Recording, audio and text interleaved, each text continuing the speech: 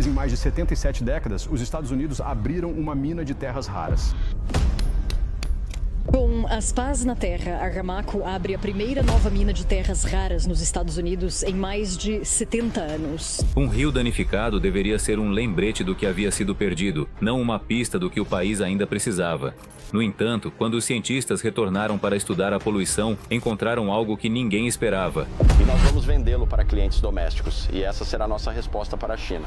O que parecia decadência estava retendo materiais que poderiam deslocar o poder global, levantando uma nova questão sobre até onde essa descoberta poderia alcançar.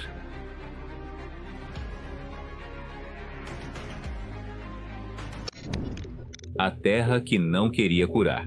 Por décadas, as colinas dos Apalaches carregaram uma ferida silenciosa. Camadas de carvão foram abertas, túneis abandonados e a terra deixada para lidar com o que se seguiu. Quando a chuva infiltrava aquelas câmaras fraturadas, desencadeava uma reação em cadeia underground, transformando minerais expostos em um ácido lento e corrosivo. O resultado surgia em córregos dos quais os moradores antes dependiam, transformando águas claras em um líquido metálico que carregava o cheiro da decadência.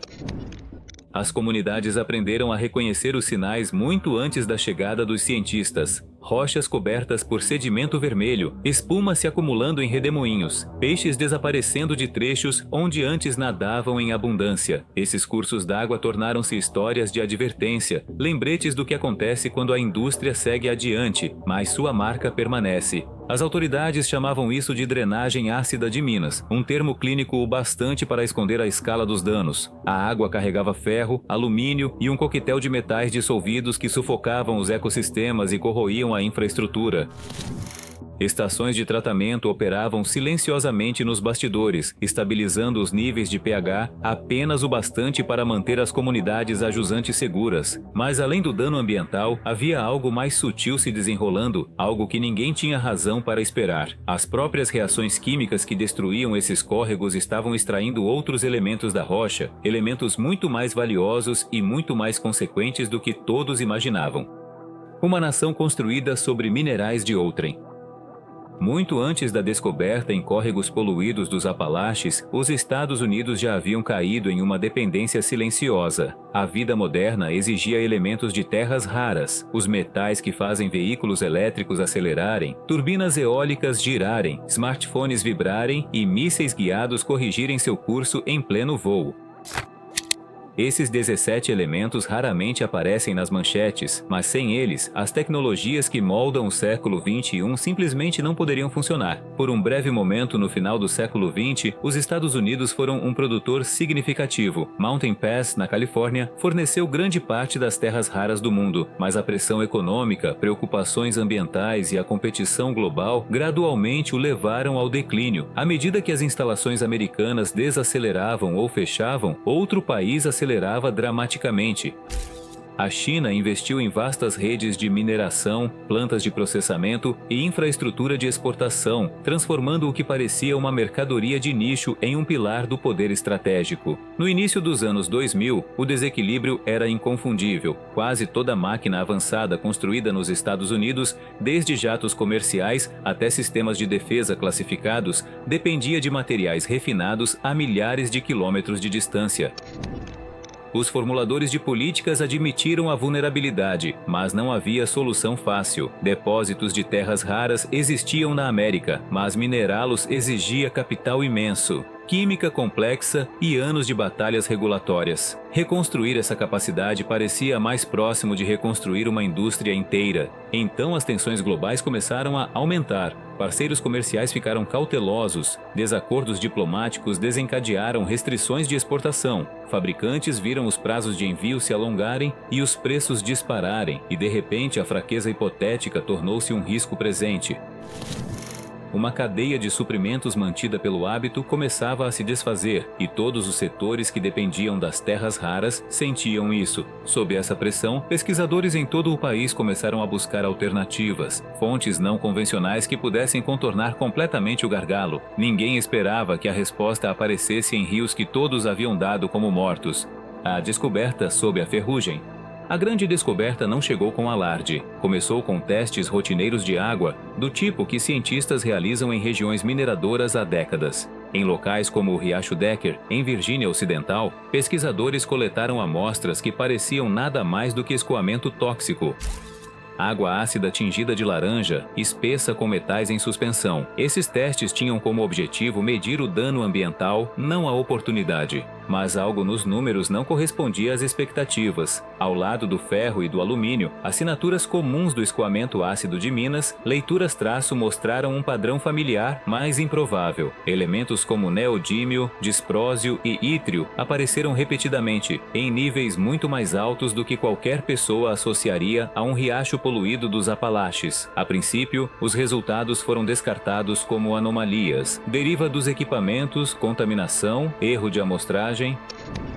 Qualquer coisa parecia mais provável do que elementos de terras raras se acumulando em córregos que os locais evitavam à primeira vista. Os padrões persistiram. Quando os pesquisadores retornaram com instrumentos mais precisos, as leituras se mantiveram. O que parecia água venenosa funcionava como um sistema natural de extração, retirando metais de terras raras da rocha ao redor, enquanto a acidez abria caminho pelos túneis abandonados. Em minhas tidas como inúteis, a química realizava discretamente um processo que instalações industriais gastam milhões para tentar reproduzir. A próxima revelação veio do lodo. Estações de tratamento usavam cal para neutralizar a água ácida, fazendo com que os metais dissolvidos se depositassem em uma lama espessa e alaranjada. Esse material era considerado lixo, um subproduto desagradável que demandava descarte cuidadoso. Ainda assim, amostra após amostra revelou que o lodo carregava concentrações de terras raras, comparáveis ou até superiores a alguns corpos de minério comercializados no exterior.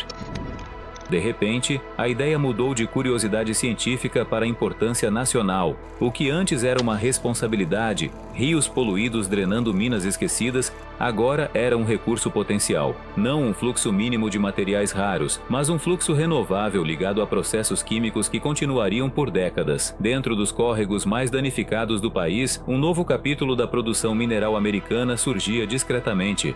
As consequências tomando forma.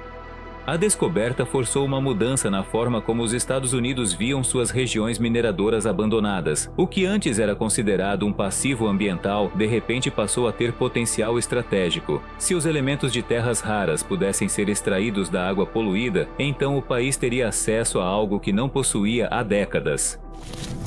Uma fonte doméstica que não exigia abrir novas montanhas ou construir minas a céu aberto gigantescas. O próximo passo era provar que isso funcionava em larga escala. A Universidade da Virgínia Ocidental, apoiada pelo Departamento de Energia, construiu uma planta piloto de extração em Morgantown. Diferente dos locais de mineração tradicionais, ela parecia mais um laboratório compacto de processamento do que um complexo industrial. Fileiras de tanques de aço inoxidável, bombas e colunas de mistura formavam um sistema projetado para extrair terras raras do lodo com precisão controlada. A chave era um processo de pH em 2 etapas. Em pH baixo, ferro e alumínio se precipitaram primeiro, deixando os elementos de terras raras suspensos na solução.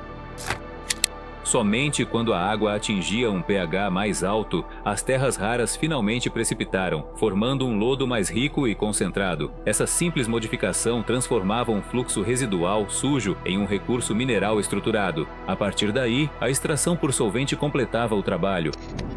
Os óxidos resultantes atingiam níveis de pureza altos o suficiente para alimentar ímãs, baterias e componentes de defesa, materiais que os Estados Unidos normalmente importavam quase na totalidade do exterior. À medida que os primeiros lotes se mostraram viáveis, o interesse se espalhou rapidamente pelos escritórios de energia, círculos de defesa e setores manufatureiros. Não era mais apenas limpeza ambiental, era um caminho para enfraquecer um gargalo global que moldava a geopolítica há anos, e do outro lado do mundo, o país que dominava esse gargalo estava prestando atenção. A revelação que mudou o mapa. À medida que os pesquisadores ampliaram suas amostras, um padrão surgiu que ia muito além da Virgínia Ocidental. A química por trás do escoamento ácido de Minas não era única em uma região. se repetia onde quer que túneis de mineração antigos, rocha fraturada e águas subterrâneas se encontrassem. Pensilvânia, Colorado, Montana e partes do sudoeste apresentavam fluxos similares com as mesmas assinaturas metálicas. Cada local tinha concentrações diferentes, mas o mecanismo era idêntico. Essas águas poluídas funcionavam como reatores naturais de lixiviação lenta, dissolvendo metais de terras raras e entregando-os a estações de tratamento já existentes. Essa descoberta reformulou o quadro nacional. Em vez de um riacho promissor, os Estados Unidos viam uma rede de reservatórios potenciais de terras raras ocultos à vista de todos. Centenas de sistemas de tratamento, construídos originalmente para evitar o colapso ecológico, estavam silenciosamente coletando minerais que o país passara décadas importando.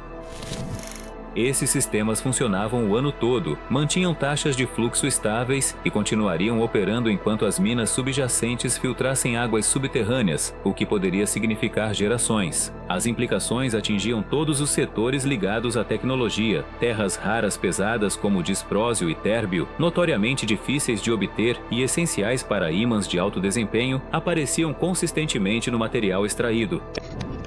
Eram os mesmos elementos que os mercados globais lutavam para garantir, os mesmos que comandavam preços altos e intensa competição. Geopoliticamente, o momento não poderia ser mais significativo. Com a China impondo controles de exportação e regulamentos mais rigorosos sobre sua indústria de terras raras, fabricantes do mundo todo corriam atrás de alternativas. De repente, os Estados Unidos não estavam apenas considerando a produção doméstica.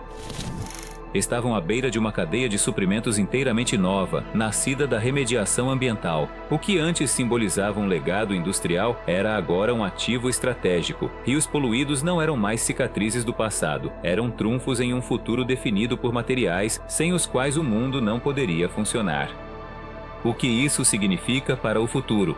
A mudança de ônus ambiental para recurso estratégico forçou o país a repensar sua relação com a terra que outrora abandonou. As cadeias de suprimento de terras raras há muito eram tratadas como fatos imutáveis, moldadas pela geografia e pela política global.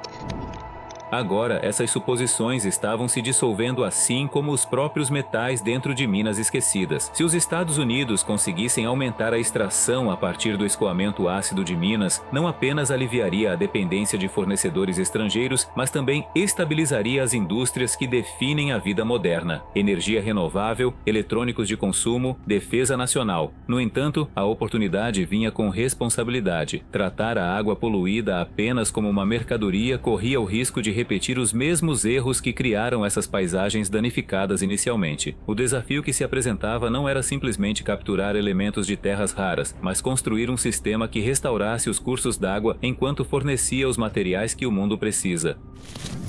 Pela primeira vez em décadas, a América não buscava respostas no exterior. Estava olhando para os rios que quase abandonou. As mesmas águas antes descartadas como sem vida estão agora transformando um concurso global. De minas abandonadas a reatores modernos, um recurso oculto emergiu onde ninguém pensou em olhar. Mesmo paisagens danificadas detêm poder e às vezes o futuro começa nos lugares que uma nação esqueceu. Se histórias como esta despertam algo em você, continue conosco. Inscreva-se, compartilhe e continue explorando as forças ocultas que moldam nosso mundo.